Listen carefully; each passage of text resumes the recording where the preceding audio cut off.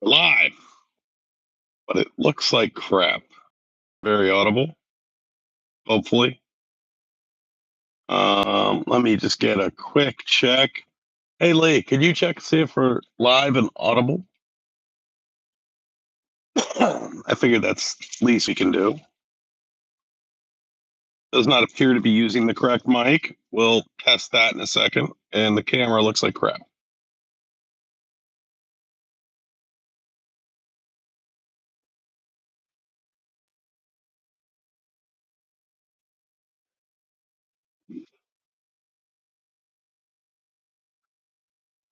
Is working? Sounds okay. Yada yada. Okay, wonderful. So now we just got to tell everybody we're live. So hopefully Lee can share it online and yada yada. Get us dialed in. All right. So I'm Derek. I'm PCS. Well, one of the members of PCS, guy that you see shooting in the videos. Starting a little live today to kind of the ice. We haven't been doing a lot this past weekend because we had all intent of going filming the new educational episodes yesterday, which Lisa got the plague and has pretty much been bedridden. Today's the first day she kind of poked her head out of the bedroom.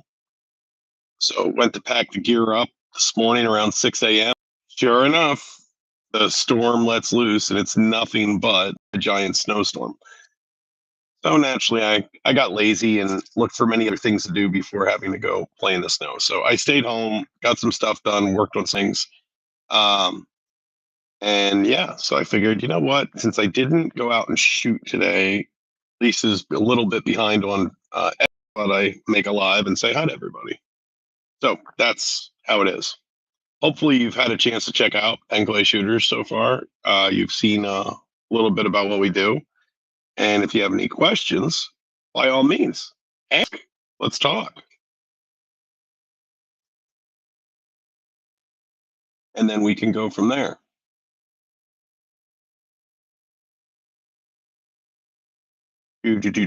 So, what we could do, some things I kind of jotted down what to talk about beforehand, is kind of like the focus and direction of PCS.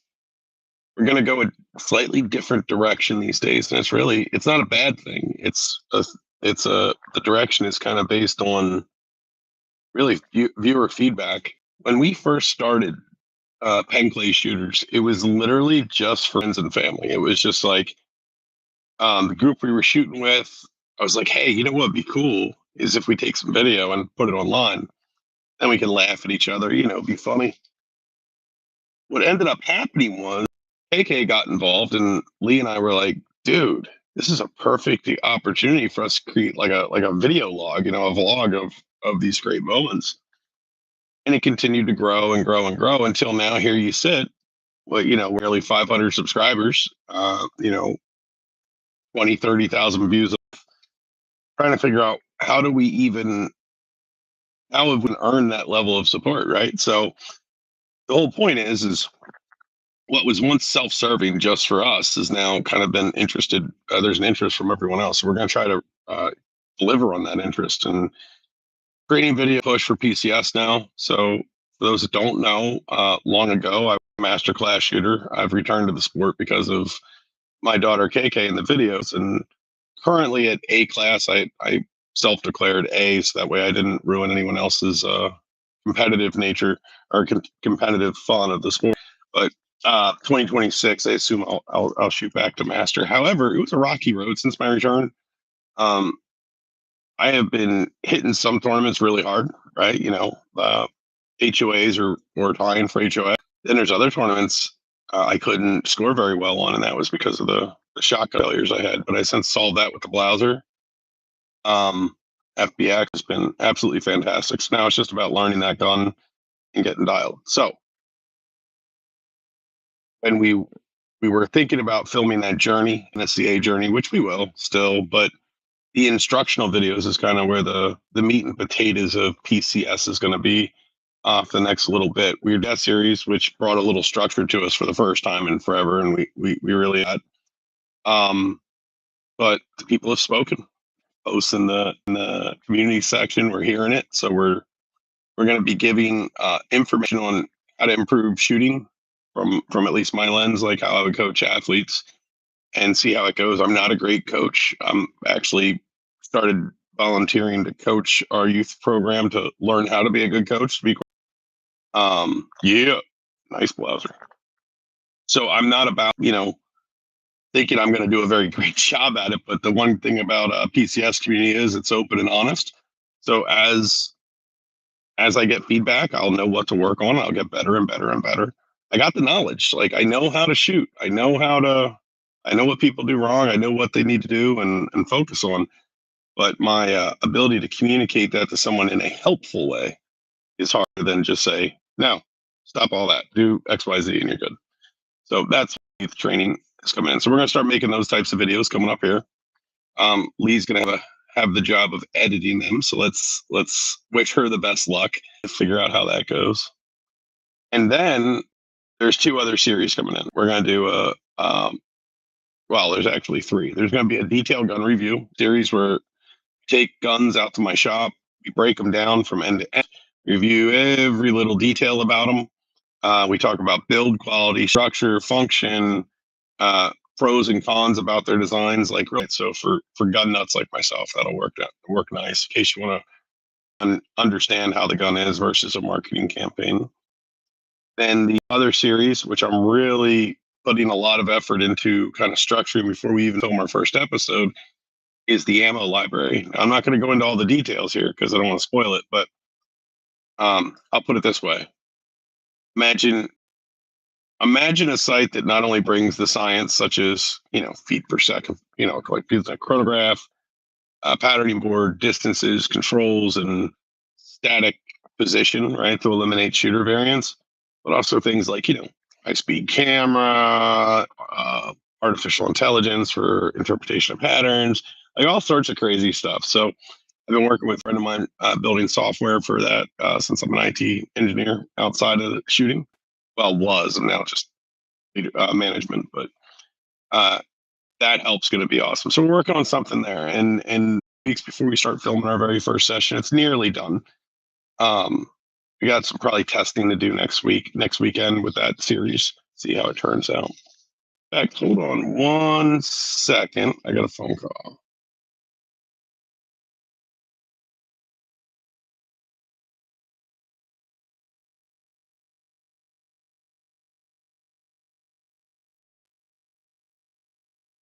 Oh, the kids' school. They're already calling about weather already. Oh yeah. So, anyways, the ammo lab's going to be great, and then the big dollar deal where everyone keeps spending all their money is on chokes. I have my opinion about chokes. Some people agree with it. Most people don't. Actually, most people don't even know what my opinion is on chokes. The few that do, some people agree with it. Some people don't. But chokes is where a lot of money's spent. You'll see me shoot a premium choke. I tend to shoot with the Blaser FBX. I'm shooting Briley only because that's made the factory chokes, and I needed a one accessibly in quick order.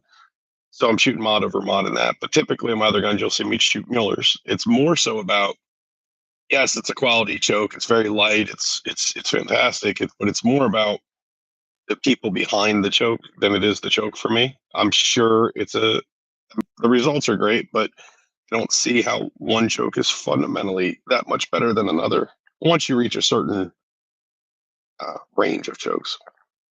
So we're going to dispel a lot of myths there by testing a whole bunch of very specific choke related data through that series. So you have we'll call it the ammo lab and the choke lab, and as I mentioned, the detailed view, right? So those are the three additional areas on top of education style videos we'll be pushing. Now, I've been feeling like I'm talking nonstop for 9 minutes, almost 10 minutes, and no one's joined yet. Makes me wonder, did we get flagged on YouTube for live, since each time we've done it before, I somehow had, got flagged for having a gun. The first time we streamed was at Elstonville. We were trying to stream an event shooting, and well, that got shut down instantly because of guns. And then the last time we were doing a gun maintenance video, but we never actually had full guns that I was aware of in the video. It was just like parts of one. But that got flagged. This video, I have no guns, not one gun in my purview.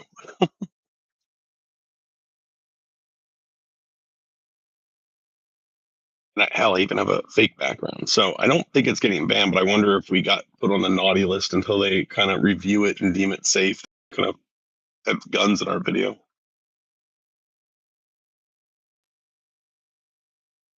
So that's the deal. That's PCS in a nutshell. Let's see.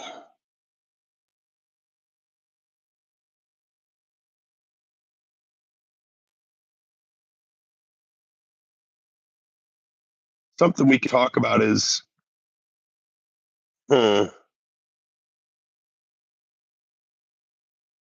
if you ask any specific question, be happy to answer it from a sporting play perspective, gun perspective, anything like that. Well, you got me.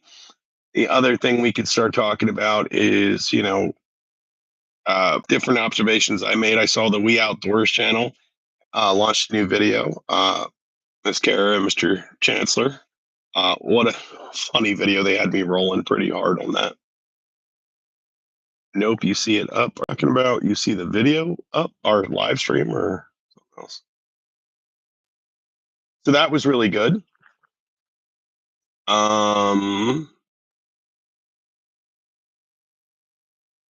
Not much going on. Okay, cool. Not much going on in the sporting clay world right now. It looks like Blue Ridge right now is down, I think, for a bit, according to the website, which is unfortunate because we really, really love shooting there. However, the last time we went out last weekend, and two things went terribly wrong with Blue Ridge. We went out with motivation, this big idea to film things, and I had a bit of a headache to start, but no big deal. Pop Talon or Advil, and you're good. So I threw some Advil back, got started, and it was subduing pretty quick. But after my very first shot from the gun, I don't know, it just jarred my head. And I'm like, this ain't going to work. Whatever, I'll tough it out. What was worse is that they had, well, at this time of the season, they have the other half of the course shut. So this time they had what's called Manhattan, which is their advanced course. They had that shut down. So they only had like highway of shooting stations. And I swear everybody and their brother came out to shoot. And that is not a fault of the club. That's a compliment to the club. People are lining up to shoot there, which I'm very happy as a member of Blue Ridge. I'm very happy to see that. But as a shooter who shoots high volume of shells, like I go out when, like, if we go to Blue Ridge, I get 500 birds for me and maybe one other person, right? So we'll shoot 200, 300 birds a person. It's hard to do that when, you have a line of people waiting. You don't want to be that guy sitting there shooting bird after bird while the line builds up, right? So you want to shoot hard to move on. Lee was out. She didn't even feel comfortable shooting because there was people waiting. I'm like, just shoot the card and enjoy it. So I got her to do that, but it's just not PCS style. The only time we'll be crammed up like that intentionally and still shoot the way is if it's like an NSCA or a private invitational event. This was casual shooting and filming, so we had to give up filming, which was fine. We didn't care about that because we still love shooting, but we didn't really feel comfortable shooting. Now, I went back to the truck and I said, listen, let's just let the first wave of people go through, the early birds that like to get out, shoot around and call it good, because the Blue Ridge boys are the absolute most kindest people you could ask for to me and the best crew and what we're doing. So knowing that if there's other work to course, they'd let us shoot and we could get everything we wanted. So no harm, no foul. Well, by the time I was sitting in the truck for about 20, 30 minutes, I was like, dude, this headache is just pounding out. I'm not doing it. So we decided to call it and we came home and called it good. And that was last weekend. And like I said, this weekend, it just didn't pan out. I believe Palmyra was shooting this weekend. I don't know what's going on there. And coming up, I think next weekend is Steelstown's Under the Light shoots. So we need to. Lisa's going to take really pushing the charge for PCS to go there and get a lot of footage of when they use the black lights for the claybirds, makes them glow. I've shot it multiple times before, but not at Steelstown. Only shot it once before. So I'm also a member there. And they also were one of the big sponsors of the youth team I coach, or I'm an assistant coach too. So I want to show our support there. So we're gonna try to go in, make a ruckus. We did make a ruckus about it locally that we were going to one, and it got way full. So I got to make sure Jason and team have ample ample people there to and field set up. I think they launched a second for it, which is awesome. Maybe they'll get a third field. We will see. Um, yeah, that's pretty much what's happening in our clay spots. I had to buy some more ammo, so I bought this month's ammo. This month's total was $1,500 just for 12 gauge, which was stupid. What was it like? I guess with 15 or 16, maybe 17 flats, and it's all premium ammo. But yeah, that was a pricey month of shooting. And ironically, the Princess did not eat a lot of that ammo this round. That was primarily me just in rounds for learning the Blouser. Oh, and then Lee's been picking up her shooting pace a little bit, so she was chewing some ammo. What else? Got another shotgun. So I had that XL multi target, that Beretta A400 XL multi target, which I hated, not because of the action or how it shoots, but because of the super high rib on it.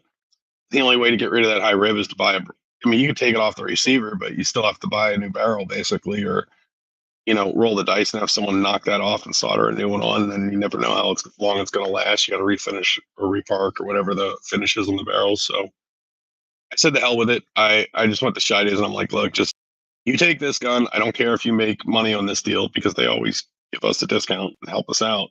I was like, just take this gun, give me an A400 Sporting, and whatever the difference is, you keep. And they're like, yeah, of course we'll do that. So I picked that up yesterday, and while I was there picking that gun up, I picked up a couple of Christmas, which you could imagine. But I had to. I'm sorry, Kathy went with me, my mother, or Quaff, as people know her.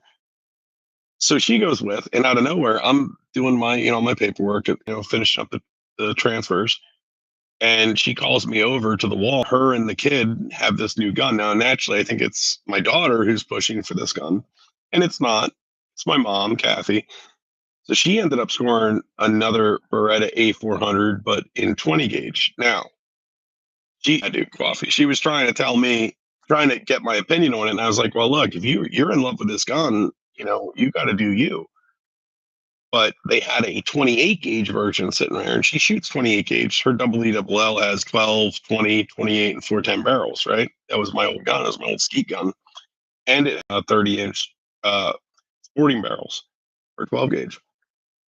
Everything else is in 28. But so she's been fixated shooting that in 28 and it's doing really well, right? The recoil doesn't beat her up, yada, yada.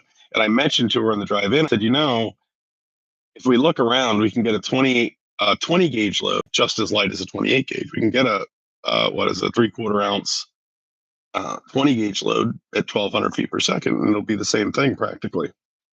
So she was interested in that, but right away she sees this Beretta A400 upland gun with some engraving on it, and she with it. It was her gun, and she just had it in her head. She puts it up. She loved the way it felt, and she was coming home with it. But she asked me my opinion of it, and I'm like, well, they have a 28 gauge right next to it, the exact same gun, just it's in upland scenery engraved on it. Had a big 28 for 28 gauge engraved on it.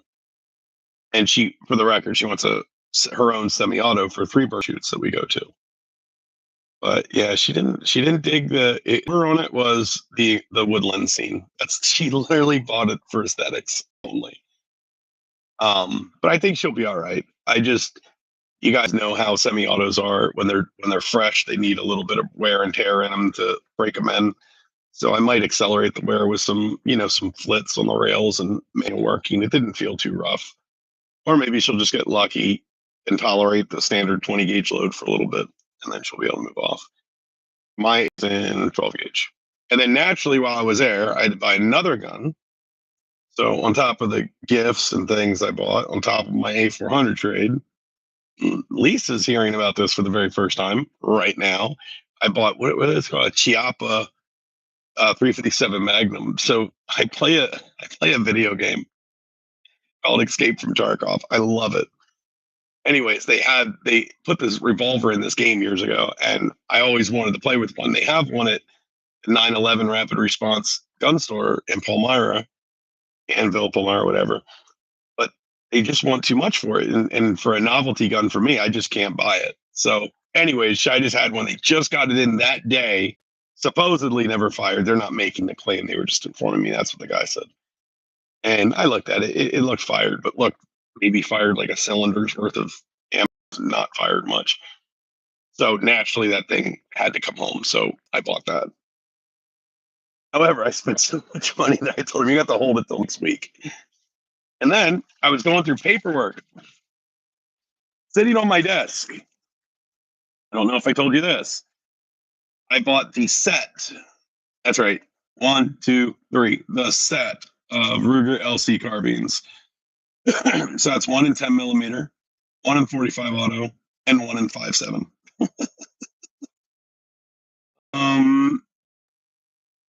I also bought. This looks like a Palmetto. Oh, a PSA Palmetto State Army AR-15 pistol. That's cool.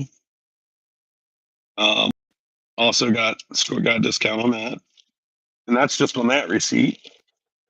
And I have another receipt, like I said, for $1,500 in ammo. I wanted to look at that to show you what ammo I bought. I don't remember, but primarily I went with. One of the best parts about my Blaser FBX is that it's 100% custom fit to me. So I wanted to go down to 1 ounce loads like I used to shoot in my prime. That's what I shot was 1 ounce loads. I went to 1 and 1/8 ounce for one reason only. Oh, two. My guy who got me into this in a sporting clay many years ago, his name was Archie. He would shoot 1 and 1/8, and he'd shoot 1 and 1/8 at 1200. I would shoot 1 ounce at like Jesus. Well, when I came back to the sport, I started shooting 1 and 1/8 at Mock Jesus, and I was going to shoot 1 ounce, but I watched an interview with Anthony Matarese, and he's like, I just went to 1 and 1/8 because the scores are so tight. I don't want to give up the extra shot. So I was like, you know what? That's not bad logic. That logic makes sense to me. Let me do that. So I did that, and I'm very comfortable with 1 and 1/8. But I'm noticing in the videos, recoil's a little movement heavy on me. I don't feel it when I'm shooting. Like it feels soft as hell, but I can see it in at least in this video. So I'm gonna go down to 1/8. I'm sorry, 1 ounce at like 1300 or something like that, or 1250, something like.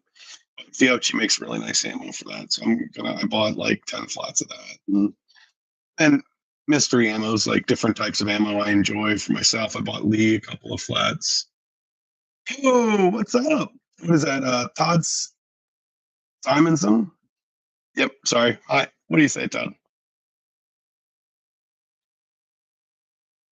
You're just rambling on. It appears. I'm so happy someone spoke in chat. Felt like I was kind of like randomly talking into the void. I was just explaining the ammo I picked up there for the monthly ammo stock or biweekly ammo stock. This last ammo go round was $1,500 of ammo for the 12 gauges, which that stings.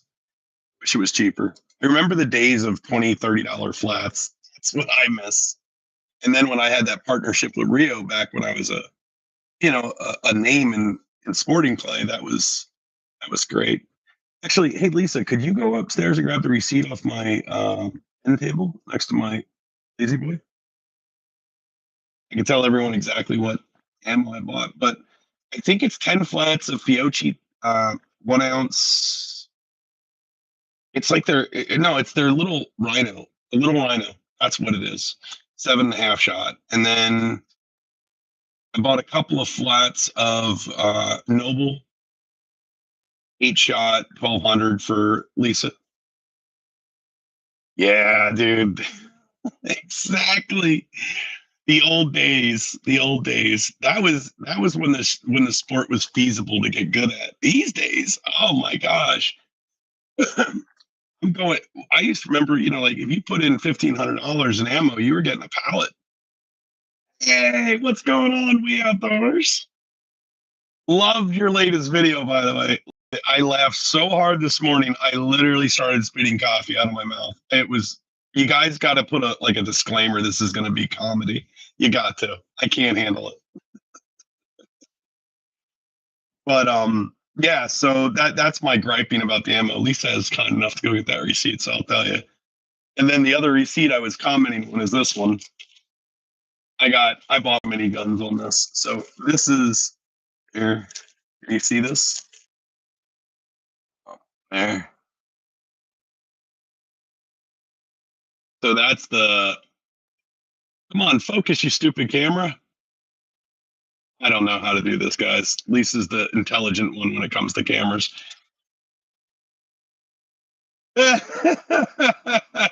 Kara, that's. Hey, you take that advice I gave you in chat. I'm telling you, you're gonna beat everybody. A class, watch out. You're gonna try to come take my trophy if we meet up at a shoot. If you fix that placement of that stock in your shoulder there. I'm telling you, you're gonna dominate. And I won't mind losing to you too. I won't claim I hit a bird. I'd have you. But yeah, anyways, this receipt I was trying to put on screen was I completed my set of Ruger LC carbines. So ever since I was a small boy, my very first 22 rifle of my own, right, was bought at a Boscov's, which is like a local, kind of department store. And it was a Ruger 1022. Oh, thank you. A Ruger 1022. So I've been a Ruger fanboy ever since. I always buy Rugers for more of a nostalgia. They had the Ruger LC carbines, which were really cool. So I bought the 10 millimeter and the 45 auto the first night, and they didn't have the 5.7. So this receipt was the 5.7 coming in. And then when I went to pick that up, I bought an AR-15 pistol because, well, chicken math for guns. That's how I argue with it with Lisa. All right, so here we go. Here's the receipt for the ammo. How do I make that visible? Maybe that'll do it. Maybe that's the answer. I'll read it off to you, okay? So I got one flat of EMP. It looks like 7.5 shot. I got two flats of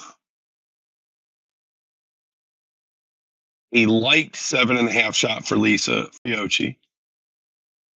I got 7 flats of White Rhino. I got 3 flats of Noble for Lisa and Katie. They're 1 ounce loads, actually. And then, because if you pay attention to our channel, we've been doing the 3S series, and that Browning ammo at 1250 is just doing so well on the pattern, and especially on the clay score. So I ended up finding a lighter golden clays like Katie wanted it. So I got her a 1 1/8 ounce 1200 feet per second load. So she's all excited to put that through her siren. But yeah, that's kind of what's been going on. I'm right now exploring a new golf cart situation. So I may be selling TS golf carts soon. I may have found, if you guys want to hear what I think I want, you're gonna laugh at me. Because I think I'm gonna be the only guy at well, actually We Outdoors was just at Nationals. So they'll tell me if anyone this at Nationals with one of these.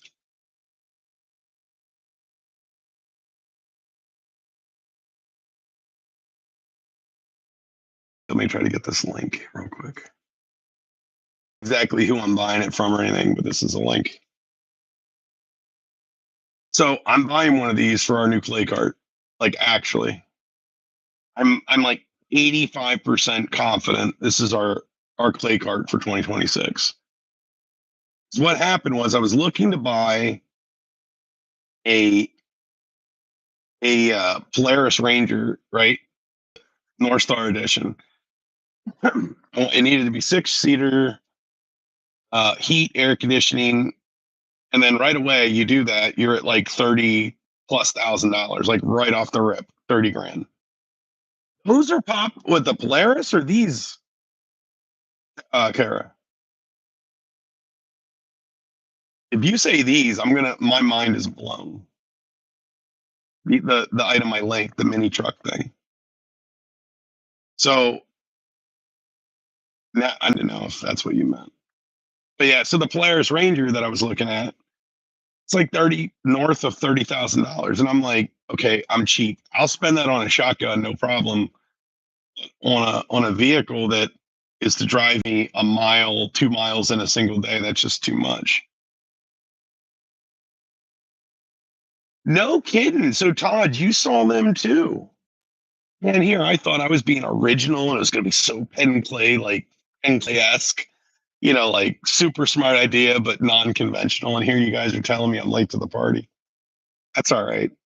That's what I'm thinking about is going to be our new ride. I think that's the W because I don't need all the off-road capability of a Ranger. Now, I had 3 Rangers on our farm. They're good vehicles. It's just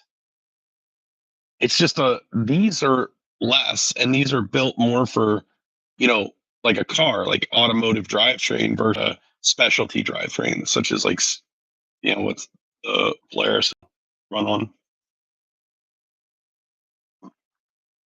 Yeah, this is most likely we'll get it wrapped in PCS stuff. And has anyone been picking up on some little clues? I put Easter eggs in all of the latest videos. In fact, there's an Easter egg in this video about some news coming in 2026. Um, anyone notice anything Easter egg wise? A little indicator for 2026. So I'm glad you brought that up. I didn't know they made the 570 in a 6-seater. I know I had a 570 Ranger and then I had the 900 XP. And then my other one prior was for fun. It was literally a Razor. All the other ones were working. Oh look, Wayne just said hi to me, one of our viewers, on Facebook. I tell him, hey, I am live on YouTube. Over, say hi. There we go. We got Wayne coming. Wayne is a gentleman I had a chance to shoot with at Lawrence last year or earlier this year, I think it was. I don't remember when exactly. So I just didn't know they did that. For 21,000, if they do make a 6-seater, I thought the 570s were a little more narrower, a little narrower. That's still an option at 21,000 because that's about what I anticipate to pay for something like this. I can get a used one imported for like 12,000, but then I'm kind of guessing on features. You know what I mean?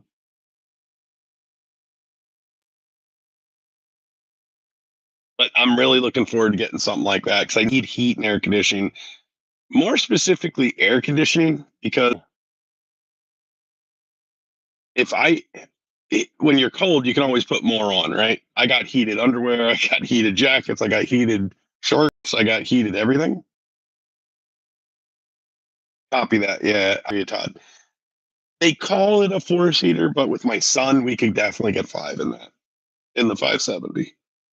And I was looking at it, but at that point, it's like one of those things, something that's just about right for, substantially less money, but still a lot of money, or say YOLO, push all the chips to the center and get exactly what's enough.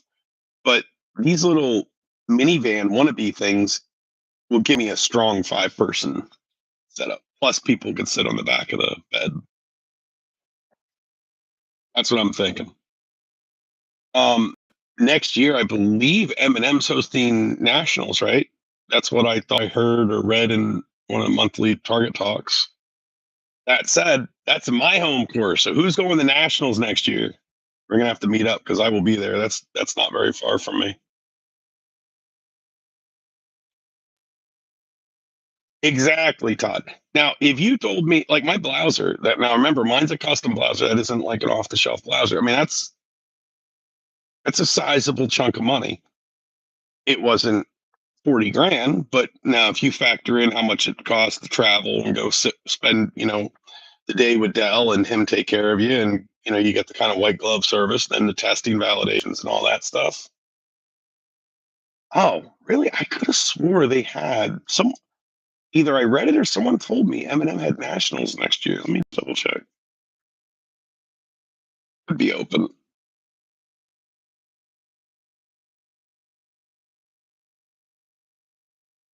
They had a open there. What a Worlds there? What 2 years ago? Yeah, I understand. That's where it's always San Antonio. I understand that. But I kid you not. That's why I brought it up, as it was such a surprise. I hear you. And now I want to find either what I read, or I know who would have told me that. I'm going to ping them right now and say what the hell are they talking about? No, I understand. It's a bit surprising. That's why I was bringing it up here. Back, give me 1 second. I'm going to send him a message. I can't the name though. Hang on. Hey, did he tell me Eminem was hosting this year? Or that's 2026. They must have had their wires mixed up. But anyways, I will be at San Antonio. I will be down there with the Coles team, and for 2026 and all the events. So if you plan on, are you who's going to Jack Links? Let's out that. Oh, they just sent me a note back. 1 second, I'll tell you what they said.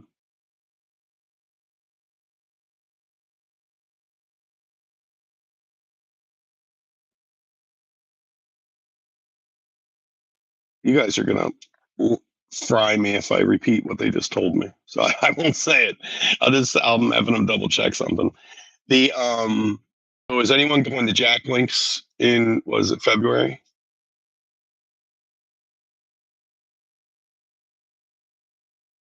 I mentioned the Wii Outdoors, and at the time of discussing it, didn't look like that was going to line up for them. There's a couple other creators that I'm going to meet up with there, and we're going to have some fun. And I wasn't sure, Todd, or if you go or not. Sounds like you're into the scene.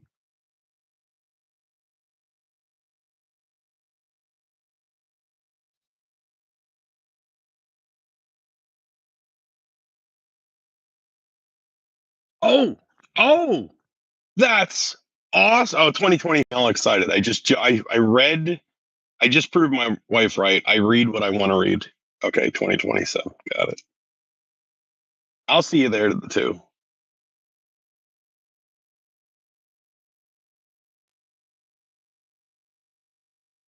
Yeah. There's going to be a group of us going to Jack's this year in 26. In fact, Lisa's already yelling at me for not having signed up yet. But my work was crazy at the time when she was telling me to sign up. So we'll still get there. I'm definitely going. Now, my goal, what I'm really hoping to do, that's why I've kind of backed out of some shoots, is I accidentally got too many punches. Oh, I just shot. So I shot in California for the very first time this year. In January, I think it was January, they had a shoot. One was Saturday, one was Sunday. NCA.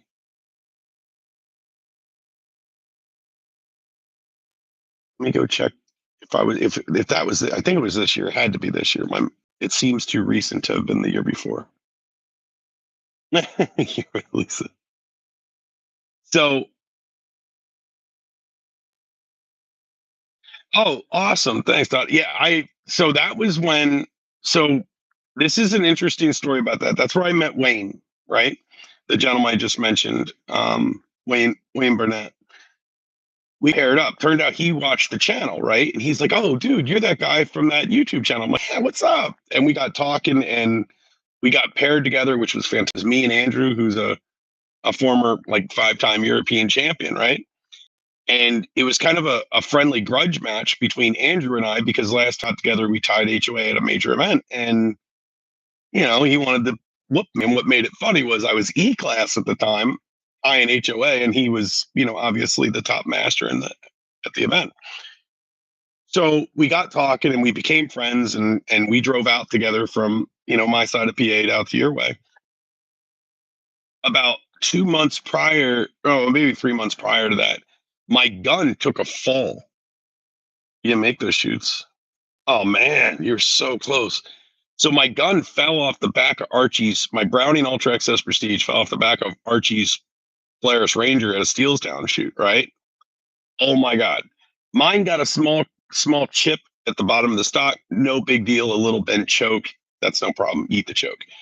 Archie Caesar Greeny just got, his stock was like chunk like that big that came out of it. His forearm split. His near where his hang was. It was just ugly. So long story short, he gets his gun redone. So I'm thinking I got lucky, right? My gun came out of it like Fort Knox. What I didn't notice is my scores started getting a little goofy. I'm a very consistent shooter. I am, when I show up, you can almost set your watch to what I'm going to shoot, right? If it's a super hard course, maybe like 90, 92. If it's an easy course, 97, 99. Well, guess what happens? Yes, you're exactly right. Their wood. I don't know what the deal is with their wood. I don't know. But anyways, so this Browning, come to find out, like I won the preliminary. I sucked over out west, right? I sucked. I shot my lowest NSCA score in over 17 years, which was a 65.7. And it was at the first course. I think that was Lawrence. So it wasn't a hard course. I mean, it had some range to some of the birds, but the presentations weren't anything to write home about.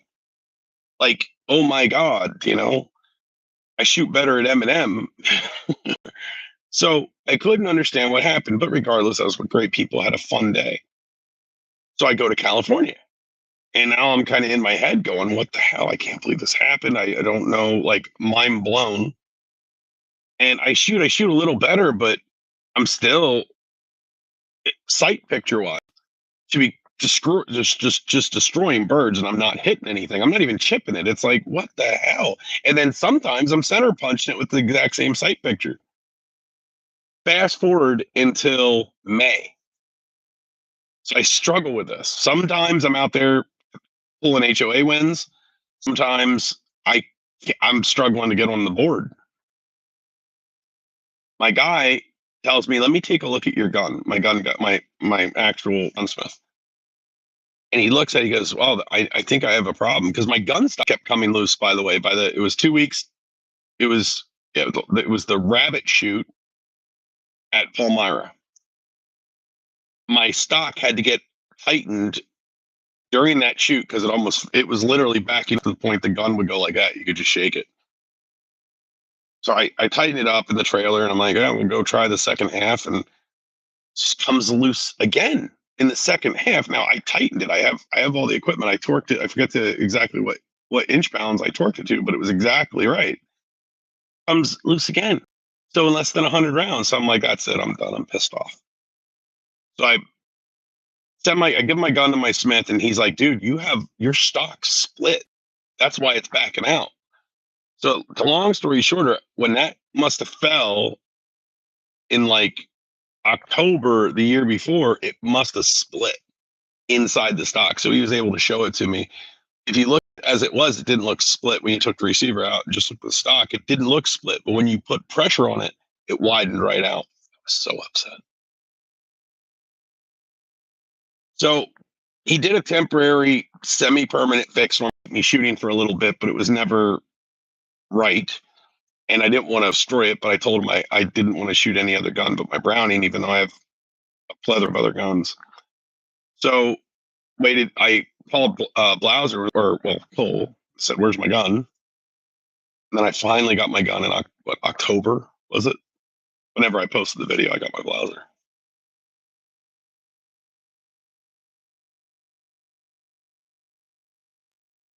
The gun looked like nothing happened.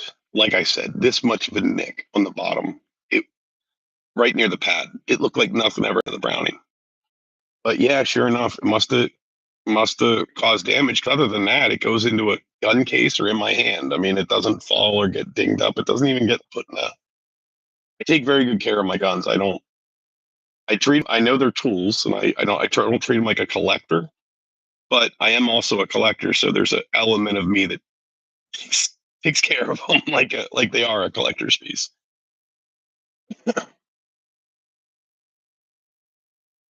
Yes, yes, there is. Over the F3, good question. Actually, the best question. People normally ask me why I picked the FBX, but over the F3. So I shot, and actually, I owned an F3 for a short time. Now, this is when I was playing the game of skeet, not clays. So I had an F3.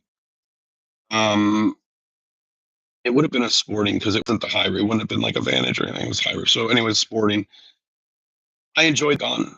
I like the modularity of it because, like my WLL, I gave my mom, Kathy, I have multi barrel sets. I always like to shoot one gun with all the barrels. And I like to do that with sporting clay, believe it or not. It's a bad habit I picked up in skeet and now insist that every gun I have must have exactly matched barrels. But the F3 was great, but the balance of it was never exactly where I wanted it to be. And generally, the stocks that I shot on the F3, including the one I owned, it wasn't custom. So I had someone adjust, make some modifications to the stock of my ski gun. So why did I pick it over the F3 now? FBX was supposedly the greatest thing since sliced bread that they were putting out for a sporting gun. I had a chance to shoot one in a private demo. I really did well with it. For an off the shelf gun, I couldn't believe how well I've done with it. So that got my interest. I already needed to get whatever gun I was getting. I had to get a custom stock. And I was heavily leaning towards Blouser because of the modularity. Right, I love that feature about it. Then next year I'm going to try FITOS. I've been training for it off camera, getting ready for FITOS.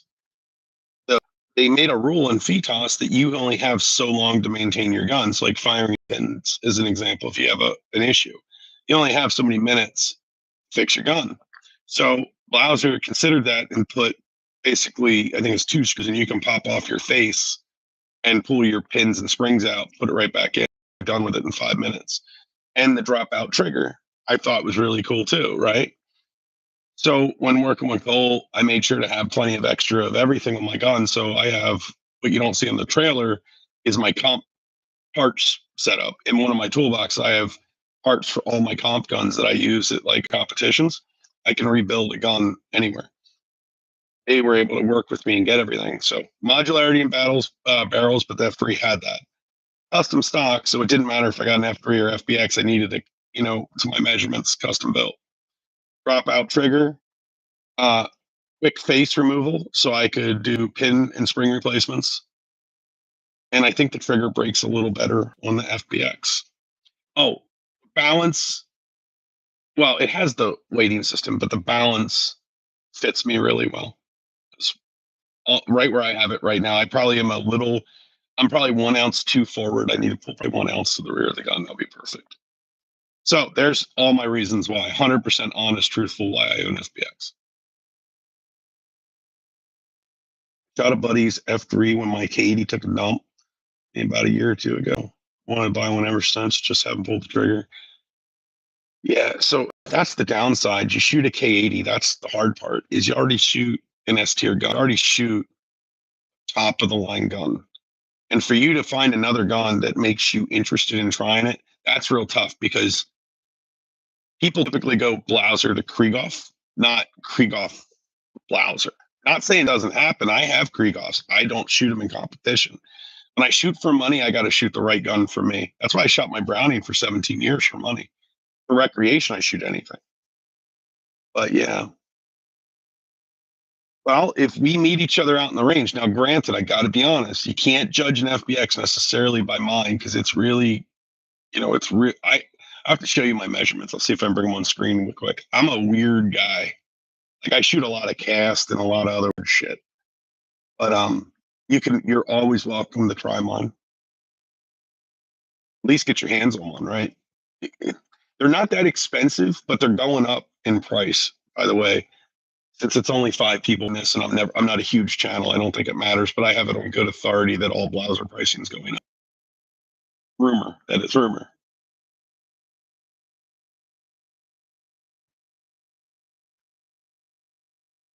I know someone that just pre-ordered an FBX, or well, yeah, I guess it would be a pre-order, and they spent 6,000 over the original pre-order. Absolutely, dude. It would be my privilege. And then always ask me if you ever meet up with me. You'd be surprised what I keep in my trailer for extras. You never know what it could be. So always, if obviously want to shoot the blouser, feel free. But ask me what else I have shoot too. I always keep some weird selection. And once get my Browning properly maintained, it's going in here in a couple of weeks. And I won't have it for a month or two, but once it comes back, my Browning will be back. And that's honestly, in my opinion, granted that means I'm biased and I get it, but that Browning Ultra XS Prestige is the very best Browning sporting gun ever made. And I've shot everything from 325 current, and there's no contest.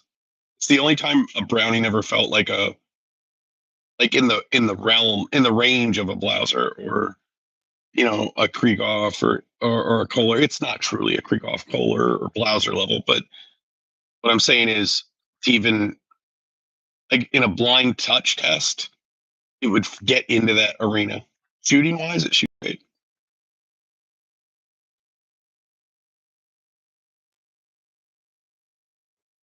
Here's my measurements, actually. You want to see my measurements? I can put them up here. I think I can put them on the screen.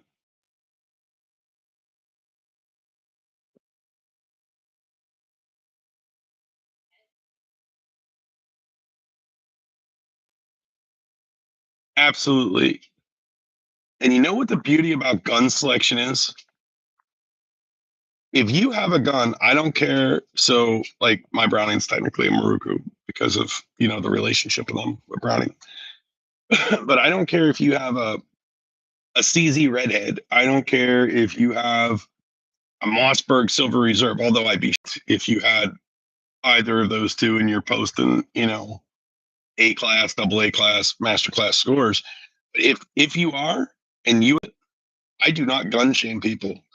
I mean, like I said, I was the guy being gun shamed shooting that Browning with, back when I was a master shooting with some big names. I'm shooting a gun that people were laughing at. Dude, yes. Okay. However, trap shooter, you seemed really cool. Now I'm hearing you're a trap shooter. Well, you're a former trap shooter. The joke that with the guys who taught me sporting clay is they always tease trap shooters and call them the divas of the shotgun sports. So it's in good fun, good spirit, but always some mudslinging. So let me ask you something, Todd. Hell yeah, buddy. So let me ask you something. So on our channel, what is something you would really enjoy seeing? Like, honestly, a stout collection of different guns. I'm not trying to sound braggy or anything like that, but I'm a pretty fair shooter. Um, Not as good as I used to be, but I'm working to get back to it. We got youth shooting. We could do anything. We got this big ammo lab thing I'm building, and this big gun review and then choke review series I'm working on. What would you like to see on it? I'm just curious. Like, I don't want to keep making something because I like it. I want to start actually making things because people on the channel want to see it. You know what I'm saying? That brings me more enjoyment to make people happy versus just making what makes me happy.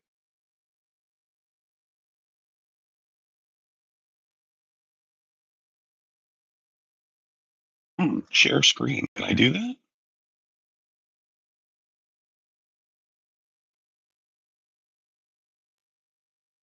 Hey, there it is. There's my measurements on the screen. Well, then Todd, you're gonna absolutely ammo library. Let me just put it this way. I'm an engineer, but I never said what type. I'm an IT engineer. Back in the day, well, my buddy Mike, anyways, we're building an AI pattern analyzing software. We got crazy stuffs coming, crazy stuff. So we're gonna chronograph, feed, high speed. Just bought a high speed camera for PCS. Lisa's salivating. As long as she's smart enough to operate it, we're good.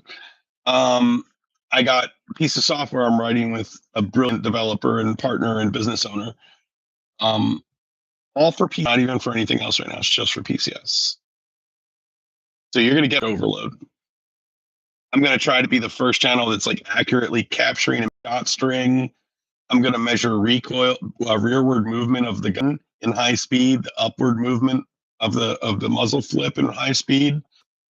Be able to give you a measurement, be able to score it, and then I'm going to keep a database and keep a ranking of all the different parameters. So if you want to know least recoiling 1 1/8 load at 1,300 feet per second, it'll be in our Patreon database where you can look it up and it'll tell you. But just to make sure we're giving that out for free, because eventually we're going to have to make a little money on buying cameras and shit.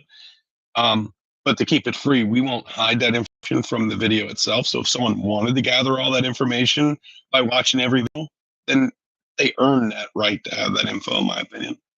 But if they want all in one nice, convenient web page that they can look up, that's what we're going to build for our Patreon. So they have an account for that web page, for that ammo database, the choke database, the gun database, all that stuff.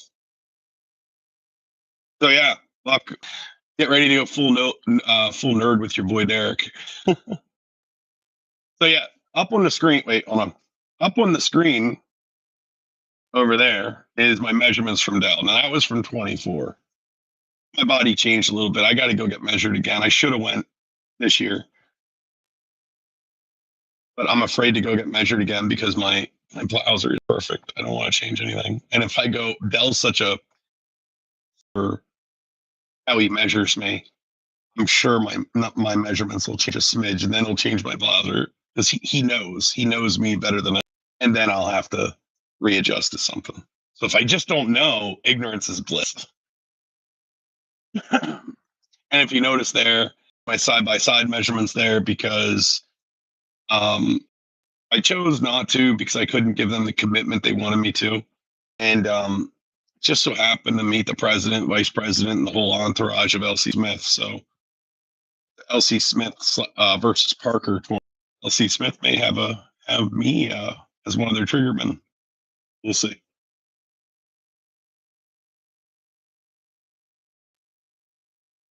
Exactly. So there you go. That's the Derek commitments. And if you ever need a gun fitter, Del Whitman. Now, I picked Del Whitman years ago because he has a different philosophy of shooting than I do. He's like my opposite, and I aspire to become a little bit more proficient in his style of shooting. Very instinct based. I'm a very deliberate shooter. He's more just instant reaction. I don't think one's better or another, but if I had to gamble money, I go with my style because it's predictable and I'm eliminating variables. But I want to get faster and faster and faster. I want to get back to my youth speed, but with my today's precision. So he helps fit me and tailor me to get closer and closer to my speed. So although I don't on videos typically shoot quick, I'm capable of shooting quick. I just don't like to shoot quick. Yeah. So I'm sure anyone watching by now knows the difference between pull through, sustain lead, yada yada. You guys know the traditional methods everyone's taught, right? I came up with my own weird version of it. I call it intercept method. I've been teaching that people outside, and it allows you to get it requires you to think more and really understand the flight of the bird in order to do it.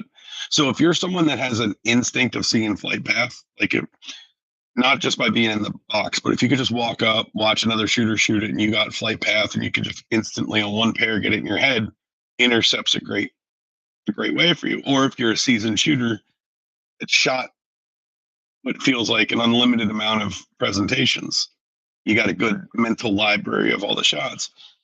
And so your bird's flying. Let me try to do this for the camera. If your bird goes pull, I don't track with the bird and then pull in front of it, pull through. And I don't track the bird, stay in front of it, hold my lead, and bang. I call pull and I come up and intercept the pathway in front of it. I never marry the bird before I'm going to shoot it. I come up I come up often at an angle. So if the bird's tracking like this, my gun barrel is actually going to come up like this. So it's like pull. I don't know how to explain that. I call it intercept.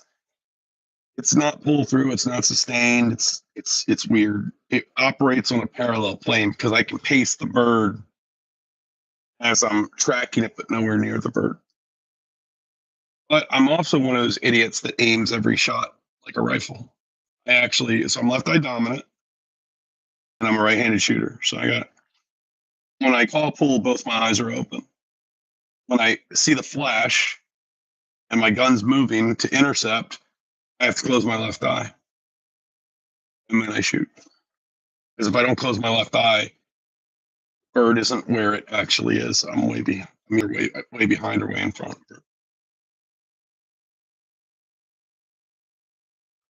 You intercept or you aim your shotgun like a rifle. Hold on. You got to find out. You come under the target, come up through it. Yeah. So if we ever met up I'm going to do some shot cam videos. Intercept. So I'm doing shot cam videos, kind of teach the intercept because I think it's a real thing. Just as you said, what you just described, you're not shooting sustained lead. You're not shooting pull through. Intercept's kind of its own thing. So I'm kind of branding it. You know what I mean? We'll call that the Derek intercept, and then I'll do some videos on YouTube, kind of walking people through it with the shot cam. I really believe if you want to be a good shooter, you should know all of them, right? And I think different presentations require you to adapt. I don't think you can ever use one method for every presentation. That's my opinion. I mean, maybe someone feels differently and they're right about it for themselves, but for me, I know I'm proficient at pull through, sustain, intercept, and a couple other older, like old school guys methods. And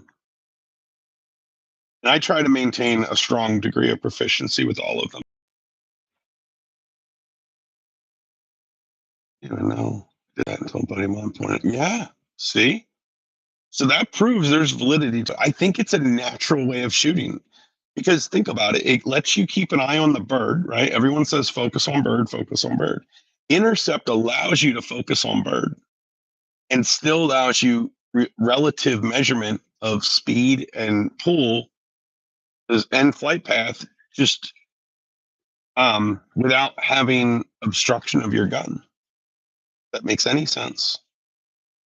That's why we're going to do that virtual whiteboard. I'm going to start drawing that stuff up in future live videos. But Lisa pointed it out. She has video of me with the shot cam where I am switching in the Simo pair shooting styles from one's intercept and then one's pull through. And I was just mixing it up because she was asking me about it and I was just talking through it. And you don't hear the talking on the shot cam, but you can just see me going, here's intercept. And in the same pair, I immediately then go to the other crossing bird to pull through. Or then I'll call the next pair and you just see me go sustain and then pull through. It's just, I balance between them all. In fact, now that we're live, I could give you some video footage. Lisa, if you can hear me, fetch me, feed me some links of some videos you want me to share on here, and I could put it live right now. We could see some behind the scenes stuff.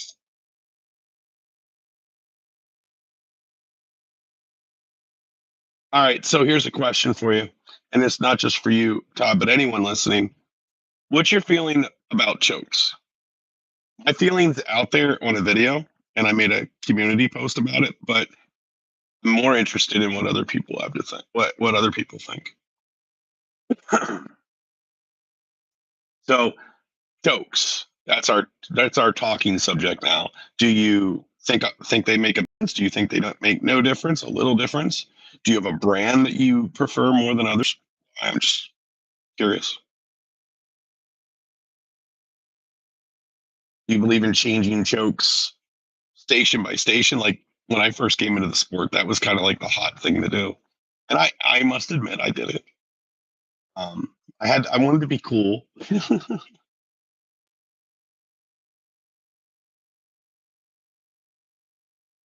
You shooters out there do. I'll tell you what I see from an NSCA standpoint. I don't see a lot of the choke changing by station anymore. Seem to have faded. I do see a lot of different and vastly different opinions on choke and their effect on the game. That's also true.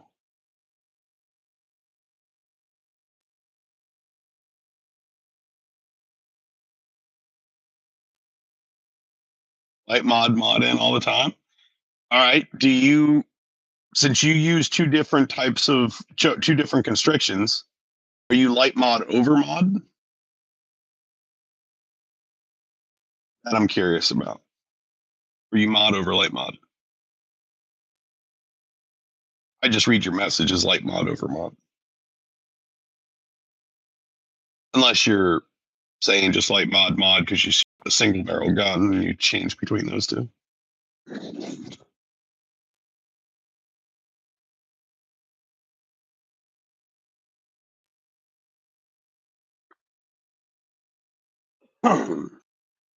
Mod in the top, light mod in the bottom. All right. Here's the controversial question of the day. On and over under. Do you have which barrel do you fire first and why? That's a good one. There's a lot of thought on that. What do you think, Lisa? Well, you already know what I'm going to say, so you need to stop. Don't cheat.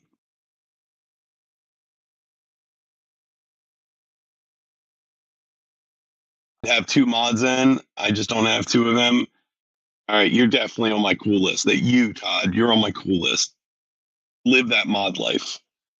So on over under, by the way, I used to not care what barrel I shot first. Never even really paid attention. It's just whenever I had to, if I only shot one shot, I would just open my gun and whatever shell popped up, I just replace it. That's how little I cared.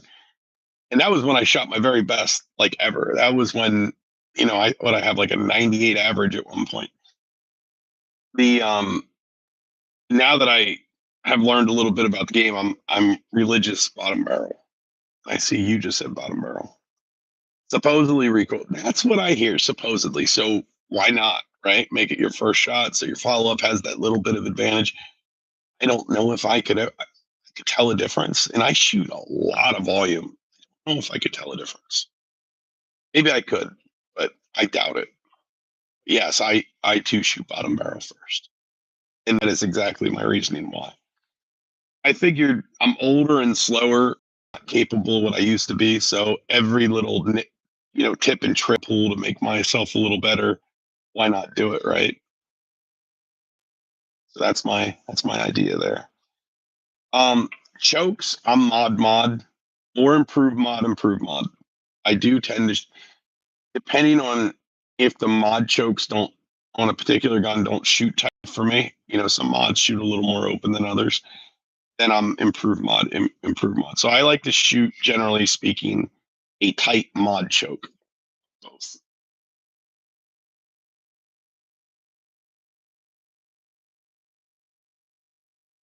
Yeah. So if you don't air the chokes, you'll throw a different shot at it. where the selective tubes come from. And when hunting, it's a hunting thing, right? That way you could run different chokes and have that advantage of having different guns. But in the game of sporting, where consistency is key, right, and reducing variables, that's why I think it's important to have same over same, no matter what it is. That way you're never having to have that element of thinking. You can just what to expect. You can learn your pattern profile, right? And you can read if like maybe on a simo pair your first shot was a little sloppy and you edged it, if on a left right cross, or you edged it with the left edge of your pattern, you're leading a little hard. So on your next shot, because you have that sight picture in your head, on your follow-up shot on the simo pair, you can just take a little off to better center and punch the second bird, falling bird. So some background about me.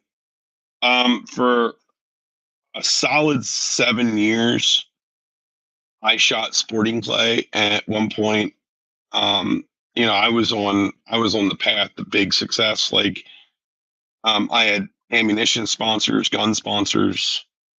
The vest looked like a billboard. Local sponsors, national sponsors, big names. And my goal was to become a world champion.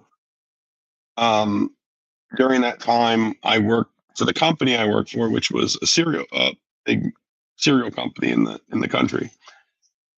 I had to move to Battle Creek, Michigan, and although I felt I had a future in sporting plays, I was confident it would provide the same income as my career would. So I couldn't commit. I had a daughter, and I was already struggling between work and full time with traveling, and travel for work, travel with shooting, and with my wife. So I was already on the fence. So moved for work to Michigan, and we stayed there for about 9 years up there. And during Michigan, I didn't shoot any. I wasn't semi-pro. I didn't shoot any NSCA or anything for sporting clays, but because I just love shooting, we had a 100-acre property. I obviously had a little 5 stand set up in my back that I stay fresh with, but I had some friends at Atlas Traps that always kept me with traps to play with. But I got it in that area within 5-10 miles from my house. There was like 3 skeets, like, and one of them had a really tiny clays course that I occasionally shot at. And everyone up there, it was their thing: shoot clay or shoot skeet, shoot skeet, shoot skeet. I never shot a round of skeet before I moved up there. My very first, and this was the most humbling experience I remember. So one of the guys found the uh, NSCA magazine, and he came up to me one day at work, and he goes, "Is this you?" And it was a feature. It was an article I was in one of the NSCA magazines. And I said, "Yeah, that's me." He goes, "I didn't know you shot. I shoot skeet, man. I'm the president of one of the clubs. You need to come out." And I'm like, "Okay, yeah." So he hyped me up to be like this really great shooter. So I went out. And I kid you not, the most embarrassing thing I ever did. He made me out to be this great shooter, which I was at my prime. Now I haven't shot now in like 4 years at anything other than my yard course. I shoot around a skeet. I don't understand the rules. I don't know anything. I shoot a 15 on my first round out of 25. I'm laughing. The guys are obviously poking the bear or something fierce. I mean, they are slinging mud. But I shot skeet for about 4 years. And at the end of the 4 years, 9 3/4 rounds straight was what I shot. Nice centerline club record. To this day, I think I'm still up with a picture of me making some ugly face holding a Browning. No, no, I was shooting my Beretta 687 Silver Pigeon 2. It's called Out of Options. It has out of options down the side of the gun. That was the gun I did that with, which was weird because trying to shoot clays with that gun, I couldn't shoot clays with that gun. Like, the pool is tiny. So that's my story of ski. And then when I moved back home, I'm 10 minutes away from my house before I moved away from her, 15 minutes away. So I'm right back home where I grew up. And here, sporting clays is everywhere. You go east, west, you're in a sporting clay field within 20 minutes. And then if you go an hour and a half east, you're at M&M, Cedar Creek, 2.5 hours south. You're at Schrader's, Hopkins, Pintail. So we're just kind of in clay area here. That's why I shoot clays so much.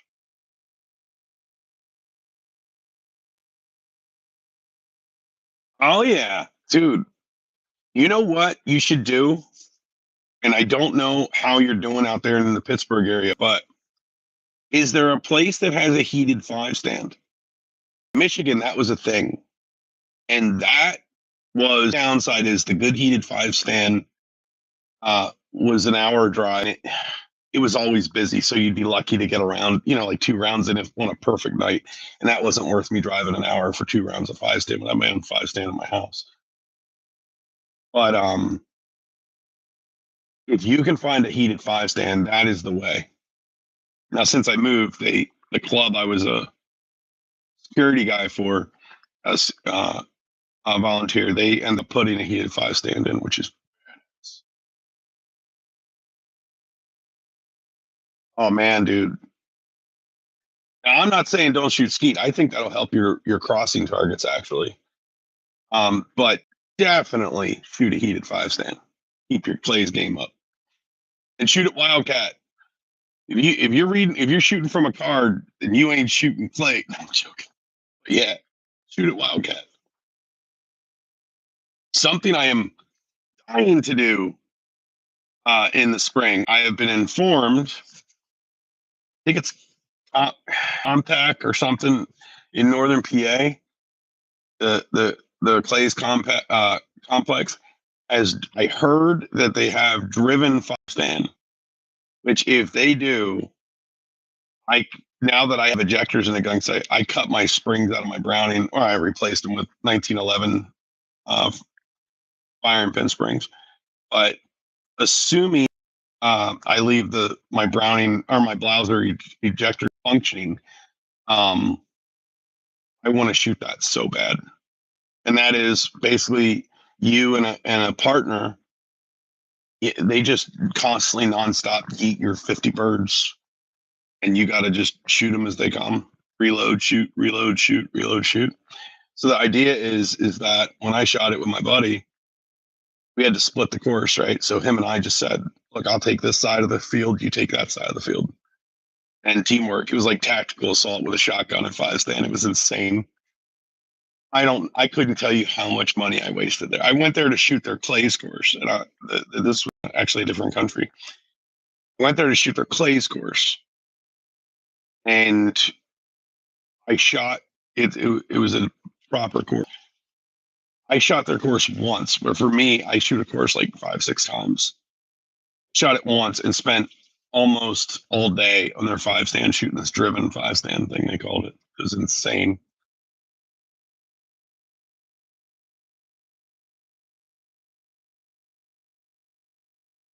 Oh, that's awesome. Well, hey, pleasure talking with you, Todd. Sorry for me rambling on for so long. This was not my intent, but what a wonderful, wonderful discussion. I wish I could hear y'all voices. It would make it more interactive, but chat's getting by. You take care, big guy. And please keep us posted and comment on those videos. We're 25 subscribers away from our first milestone of getting paid. So we need every subscriber we can get. And on that note, I think Todd called it out. It's Sunday, and I'd like to spend a little time with the kids on the way, before they get back to school. So I think this is a good time for myself to call it. Appreciate you guys spending the time going down memory lane and chatting about different things, and really look forward to doing this again. You guys take care. Have a fantastic rest of your night. And if I don't talk to you guys in the future, have a very Merry Christmas. And maybe next week we can do a little bit of this too. So this is Derek from PCS signing off. Thank you very much. Please like, subscribe, share, get the word out. We're at this time of this video, 25 people away from our first monetization goal. So help us out. Thank you. Peace. Or should I say, oh.